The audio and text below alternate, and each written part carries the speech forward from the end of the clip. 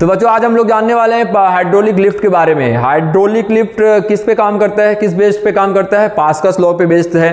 Pascal's law हमने previous lecture में पढ़ा था, क्या होता है, ठीक है। तो देखो जैसे कि एक पिक्चर के सहारे हम समझने की कोशिश करेंगे हाइड्रोलिक लिफ्ट। आप देख पा रहे हो कि ये जो यहाँ पे क्या है, दो एंड है, यहाँ पे भी एक पिस्टन अरेंज किया गया और यहाँ पे भी एक पिस्टन लगा हुआ है। इस पिस्टन का एरिया क्या है, स्मॉल है, दैट इज A1, और यहाँ पे जो पिस्टन लगा हुआ है उसका सरफेस एरिया ज्यादा है, दैट इज A2। अब देखो यहाँ से हम अगर थोड़ा सा फोर्स लगाएंगे तो वो फोर्स यहाँ पे जाके क्या हो जाता है, मैक्सिमाइज हो जाता है, और क्या हो जाता है, उसके थ्रू ये व्हीकल जो होता है लिफ्ट हो जाता है। अब वो फोर्स मैक्सिमाइज कैसे होता है, तो देखो पास्कल्स लॉ क्या बोलता है, पास्कल्स लॉ बोलता है कि एवरी पॉइंट पे प्रेशर क्या होना चाहिए, सेम होना चाहिए। जो फ्लूइड है, अगर फ्लूइड में हम प्रेशर अप्लाई करते हैं तो वो क्या करता है, हर एक डायरेक्शन में इक्वल अमाउंट ऑफ प्रेशर को क्या करता है, एक्सर्ट करता है, ठीक है, ट्रांसफर करता है। जैसे ही हम यहाँ पे क्या करते हैं, थोड़ा सा फोर्स लगाते हैं तो प्रेशर जनरेट होता है, प्रेशर जनरेट होगा और वो प्रेशर क्या होगा, यहाँ पे फ्लूइड के थ्रू ट्रांसफर किया जाएगा। अब मान लो कि इस पॉइंट पर जो प्रेशर है वो क्या है, P1 है, तो P1 क्या हो जाएगा, F1 अपॉन A1 होगा। और मान लो यहां पे जो प्रेशर लग रहा है दैट इज P2 है,